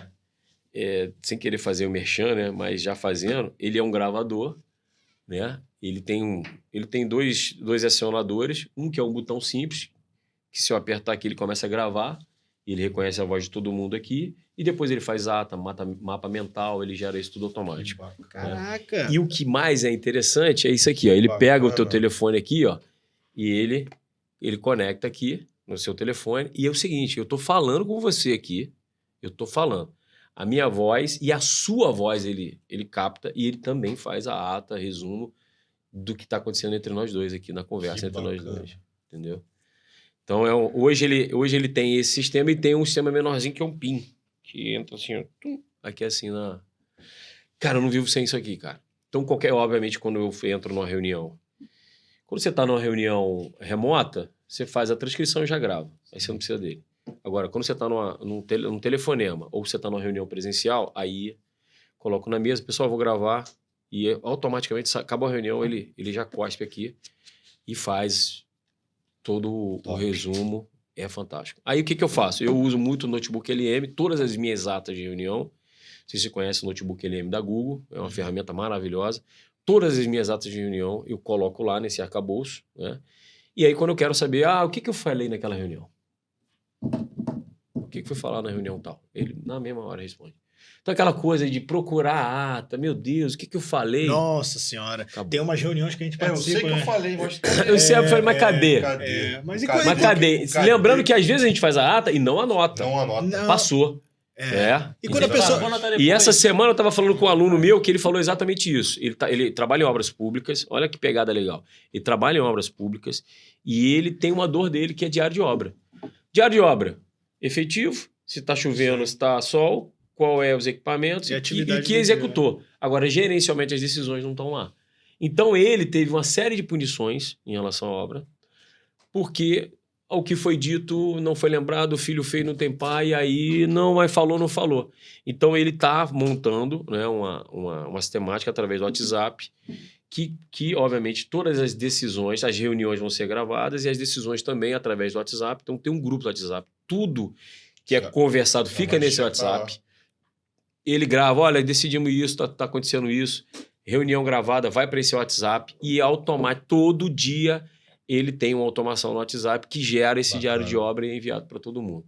E as fotos que ele tira no celular também já geram um relatório automático. Ele está montando essa ferramentinha aí para facilitar a vida dele e ele nunca mais ter esse problema de penalidade aí, porque não registrou uma... porque a gente sabe, a gente participa às vezes de algumas reuniões, às vezes o cara até assinou aquilo ali e diz que não foi, que não teve. Ainda tem isso, né? Tem isso, A ata, as no interpretações caso, da ata, né? É complicado. Então, é uma ferramenta muito importante, sensacional, que deveria ser aderido por todas as empresas de engenharia, inclusive os órgãos públicos. Exato. Eu acredito que a IA ela veio para ficar. Óbvio que não veio para tomar espaço de ninguém, é o meu pensamento. Sem dúvida. Mas ela veio para ficar porque ela é uma ferramenta hoje essencial para muitas questões.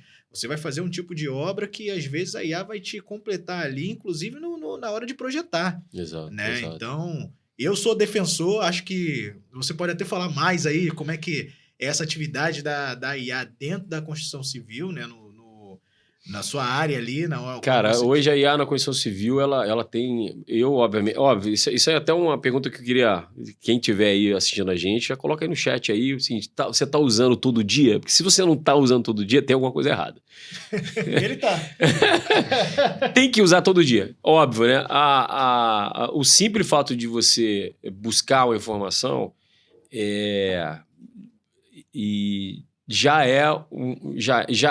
você já deve buscar pela IA, né? Então, esse é um grave problema para o Google, né, por exemplo, né? Como ele vai basicamente deixar de ter o buscador e fazer, né, com que a IA, né, esse é o ponto. Mas o que eu ia colocar é isso, assim, hoje na engenharia eu faço muitos orçamentos, né? Então, assim, o meu cliente manda para mim os projetos em PDF, eu jogo na IA e levanto os quantitativos para mim. Então, assim, hoje já existem ferramentas de projeto em que são simuladores, em que você quer um projeto de um sala 2 ou até mesmo um prédio com altura, e no simulador você bota os parâmetros e ele já te gera essa volumetria que, rapaz, automaticamente, em segundos. E, obviamente, no passado você demoraria ali, rapaz, horas e horas projetando. Isso tem a ver com a construção enxuta também, Isso, né? totalmente. Fazer mais comigo. Totalmente além. Inteligência artificial e... A inteligência artificial, a construção enxuta, ela conecta muito com industrialização e tecnologia. Total. Né? Total. Computadorização, com digitalização, né? Com tecnologia. Então, assim, existe aquele grande paradigma, aquele medo. Ah, meu Deus, os empregos, as pessoas, né?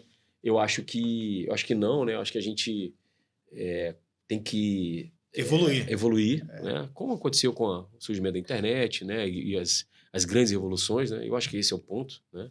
Natural que exista um ajuste aí de posições, funções, né? Cargos, né?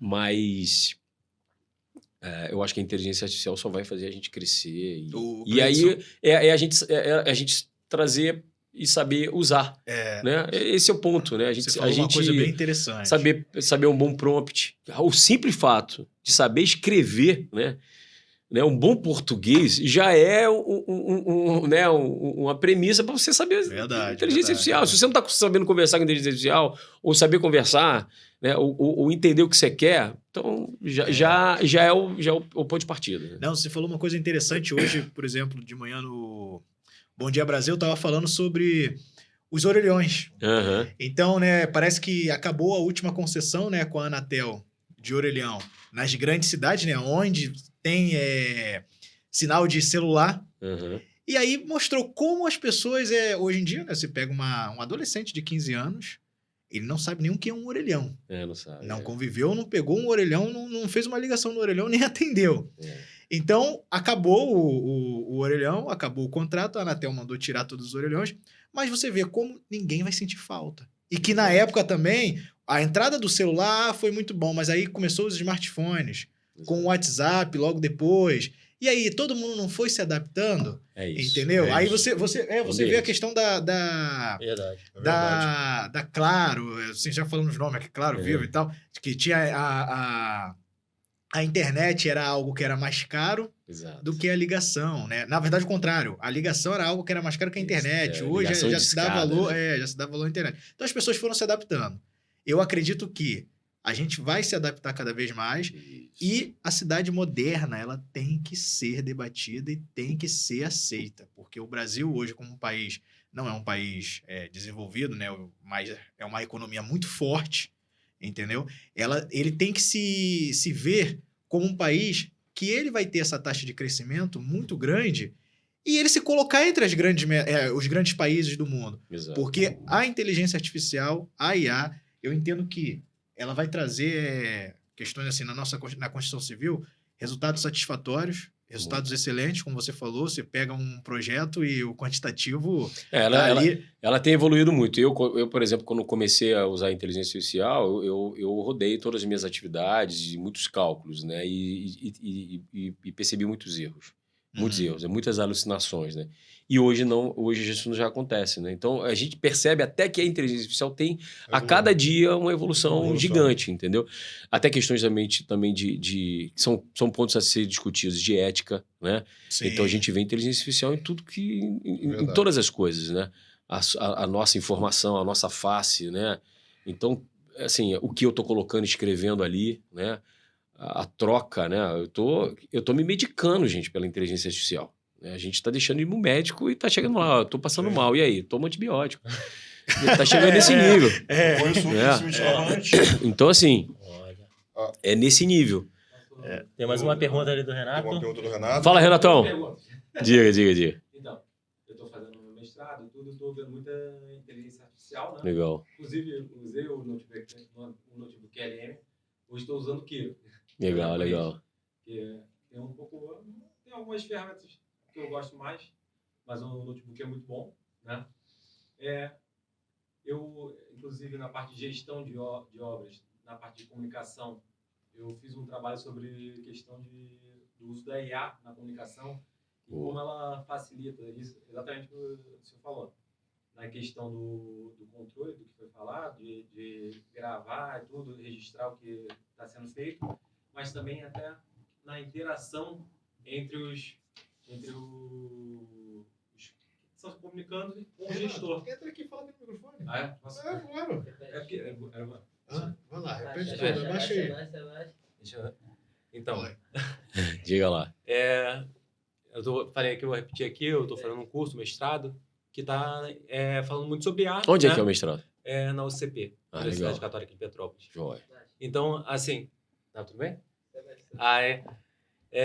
E lá trabalhei com o notebook LM, estou trabalhando ultimamente com o Kiro, né? O Tá. Kiro é japonês. Japonês. Tem algumas ferramentas que eu prefiro que o notebook, mas o notebook é muito bom.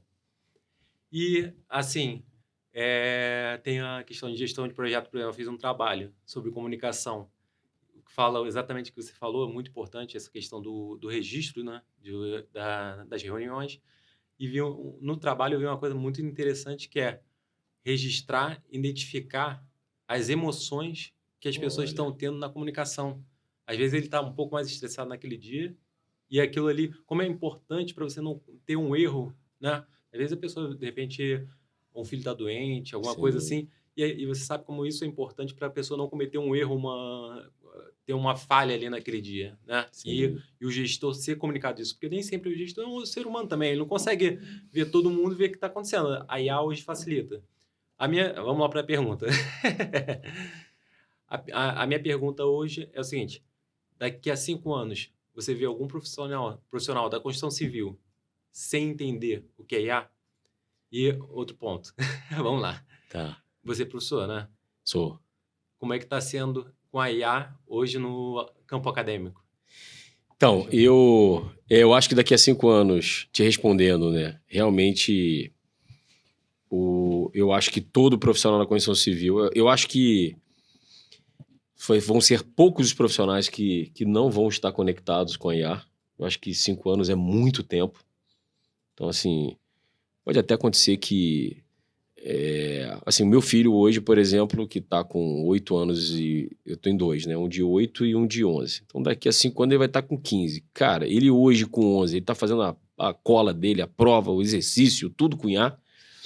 Então, e ele já tem, quando eu fui ver, ele já tem a IA dele para cada matéria. É uma IA específica para 2º grau. E aí eu olhei aquela desgraça e falei, meu Deus do céu. Então, assim, aí tu imagina o cara que está na engenharia, né? A não ser que seja um cara que é avesso à tecnologia. Que pode acontecer. Mas você viu o espaço para ele? Assim, a minha sogra, cara, ela tá com 80 anos. Ela começou a mexer no celular, deve ter uns 5 anos. Rapaz, hoje ela não vive sem o celular, ela tá agarrada no celular que ela não descola mais. Então, assim, pode acontecer de você ter um engenheiro que não gosta, que não quer, pode acontecer, vai ter um ou outro, vai ter um outlierzinho lá, entendeu? Mas eu acho que a grande massa vai estar conectada com inteligência artificial. E eu acho que as empresas, daqui a 5 anos, elas vão sentir essa necessidade, porque vai ter uma competição muito grande entre elas aí. Já é uma realidade nas grandes construtoras. Você vai nas grandes construtoras hoje, a área de TI já está preparada e a empresa já tem os aplicativos de inteligência artificial para os seus funcionários, específica para eles, né? Assim, hoje a Copilot, né, a Microsoft já tem ferramentas específicas para as empresas. Acho que vai começar a popularizar e vai chegar, assim, muito rápido. Pode ser que não seja 5, né? Um pouquinho mais. Mas eu acho que vai popularizar demais. E também acho que na engenharia... E também é o seguinte, quem não usar vai ser expurgado. Entendeu? Então, assim, é o que eu respondo. E a segunda pergunta sua foi... No meio acadêmico. Então, no meio acadêmico, cara, isso já tá uma loucura. Eu dou aula na Fundação Getúlio Vargas... no IBEC, no IPOG, no IPOS, no IDD, eu dou pelo menos umas 10 instituições. Metade delas já fizeram cursos comigo, professor, para usar inteligência artificial. Tá?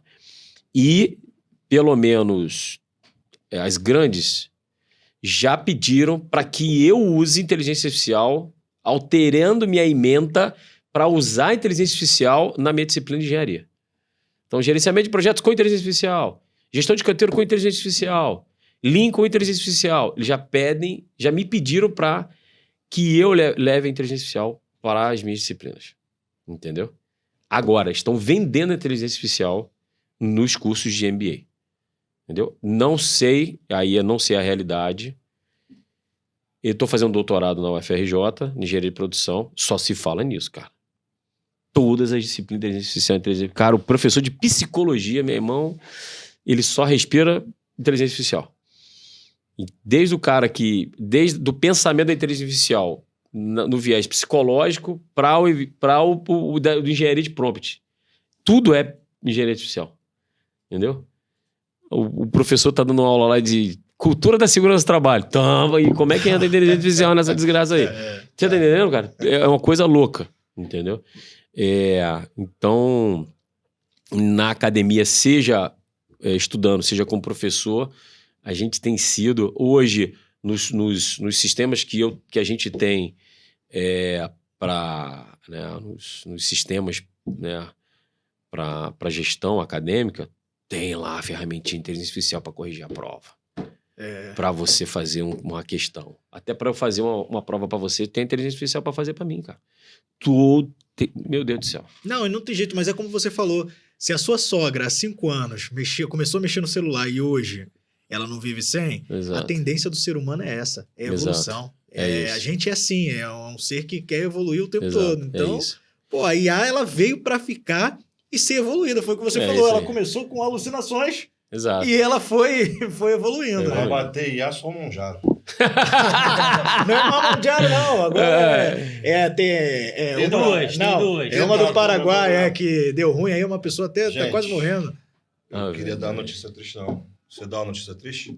Não, deixa o flamenguista dessa notícia aí. Ué, peraí, eu vou te dar uma notícia triste. Isso. Vou dar uma notícia triste pra ele, Renato. Pra mim foi boa. O Flamengo ganhou ontem do Vasco. Então deixa eu dar uma notícia triste. Roubado mais uma vez. Não. Roubado. Deixa eu dar uma notícia lá, triste então aqui do professor. Infelizmente, estamos chegando ao final. Finishia. Temos que finalizar. Cara, sensacional. Ficaria aqui o dia inteiro aqui, também. cara. Cara, bom demais. A gente tem que finalizar, mas o papo foi muito bom. Muito eu queria, bom. Já como eu iniciei a fala que é de término, né? Eu queria estar agradecendo Meu irmão, esse bom tempo demais. desse bate-papo aqui, de você Sucesso. tirar esse tempo para esclarecer algumas coisas para a gente, Muito bom. explicar um pouco mais sobre a sua trajetória, sua caminhada. Então Muito foi um bom. prazer gigante, mais uma vez, Foi mesmo, sentar nessa mesa aqui contigo Foi e bom. aprender um pouco mais. Muito obrigado por estar Bom. aqui. Gratidão. E volte outras vezes. Mas olha Estaremos. só, para tudo. Primeiro a gente... Epa. Vamos lá, agora tem uma novidade. Kleber? Calma aí. João Kleber, ó. Ele tá saindo com uma Power Ranger. João Kleber era assim, né? Vamos lá. Nós temos uma novidade, gente. Em primeira mão, primeiro podcast que a gente vai presentear o convidado. Rapaz. Oh, Só que olha só, todos os bom convidados demais. anteriores vão receber Exatamente. os mesmos presentes, tá? Senhor, Vai chegar na sim, casa senhor. de vocês. Bom Vamos lá. demais. Aqui, ó. Ih, Nossa, rapaz. Não, tá errado. Isso não. Produção. Flamenguista. A gente ainda tá... Pô, a caixa chegou agora, filho. Ah, bom demais. De primeira mão, hein? Acho que é essa aí, Renato. Vamos lá. Vamos ter que ajudar o Renato. Deixa que eu vou te ajudar, Renato. Calma aí, gente. Tá vindo aí. Tá Vai, vindo então, aí, pode tá jogar vindo aí. O Renato entrou no cenário, agora eu saio do cenário. Vou te ajudar, Renato. Aê, Agora sim, que isso, cara. Que rupem os tambores. Olha, ele já viu, né? Vai fazer o quê? Aqui, ó. Vou botar aqui pra câmera, pera aí. Não, vou virar essa Não, você abre e você mostra pra câmera. ó. Sensacional. Eu tô vendo, você não tá vendo, mas eu tô vendo. Cara, olha isso, rapaz. Sensacional, meu amigo. Olha isso. Olha aí. Olha lá. Bom demais, cara. Sensacional. Pô, tô bem jovem aqui. Os caras capricharam, né? Foi IA. Podcast Engenheiros Anônimos, @Engenheiros Anônimos. Oficial. Cara, sensacional. Cara, vocês... Adorei, olha aí. Olha lá. Cara, presentaço. Isso aqui... Amanhã eu já vou botar meu cafezinho da manhã postando. Pode ter certeza. Obrigado, gratidão. Então, ó, agora cara, a gente vai se despedir. que maravilha. Ele volta agora, antes de... Vascão, É isso. ó, muito obrigado. Vocês são... Mais uma vez. Sucesso aí, podcast de vocês, que bombe cada vez mais. E é isso, estou à disposição. A gente vai junto aí nessa trajetória. E para você que tá seguindo aí os Engenheiros Anônimos, não percam os próximos podcasts aí, porque é só coisa boa. Molecada, nota 1000. Sucesso realmente para vocês. Pela humildade de vocês aí e assim, esse trabalho maravilhoso que vocês estão fazendo de enriquecer aí a cabeça aí dessa molecada que tá chegando, que tá ávida aí de conhecimento. É isso, sigam o fluxo, né? Conhecimento, lifelong learning, né? Aprendizado contínuo para a vida inteira. E vão para cima. Tô aí do lado de vocês o tempo que vocês quiserem. Deixa eu deixar o arroba, né? Deixa teu arroba. Arroba obra.sem-sobra. Né? Tem tudo a ver com o Lean, né? Obra.sem-sobra, beleza? Me segue lá e tamo junto. E a gente segue vocês também aí. Um grande abraço. Queria agradecer o Gleidson mais uma vez. Porra, meu irmão. Vascão. Só falta a gente brindar em São Januário. É isso aí. A próxima vez que você voltar aqui vai ser quando estiver na reforma de São Januário. Porra, aí, se Deus quiser, vamos nessa. Com certeza. Estaremos juntos. Então, muito obrigado por disponibilizar esse tempo com a gente. Obrigado, meu irmão. E Tamo junto. sucesso pra você. Obrigado também. mesmo. Obrigado, meu irmão. Tamo junto. Gleidson, eu agradeço assim sua disponibilidade aqui, mas principalmente por aquele pouquinho de tempo que a gente teve lá na Corabank, que aí você pôde conhecer, né? Foi um trabalho assim imenso da Bank que a gente conheceu lá e você desde o primeiro momento se dispôs a estar aqui, trazer esse papo de... Não o papo do Vasco não, tá? O papo engenharia, né?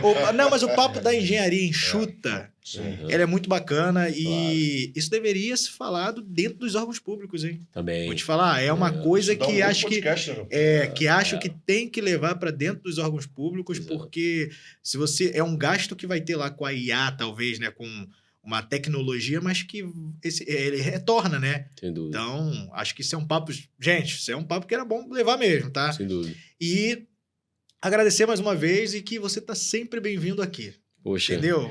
Gratidão. Usar os canais, os nossos canais lá a qualquer momento, divulgar qualquer coisa, a gente tá aí para trazer o melhor para a engenharia fluminense mesmo. Tamo junto. Sucesso. Tá bom? E no próximo... no próximo congresso, se Deus quiser, se o pessoal do CREA lá me convidar, estaremos juntos lá fazendo... Estaremos, com certeza. O nosso e aí você leva o seu... bate-papo, a carequinha. Caricatura. Gente, Gratidão. Valeu. Um grande abraço. Chegamos ao final. Valeu. Obrigado. Agora, peraí, já finalizou? Então, olha só, gente. Ó, acompanha aí que vai ter uma entrevista aqui bacana, um bate-papo assim... Quer dizer, papum com o Gleidson. Olha aí no nosso Instagram, hein? Maravilha. Valeu? Obrigado. Valeu.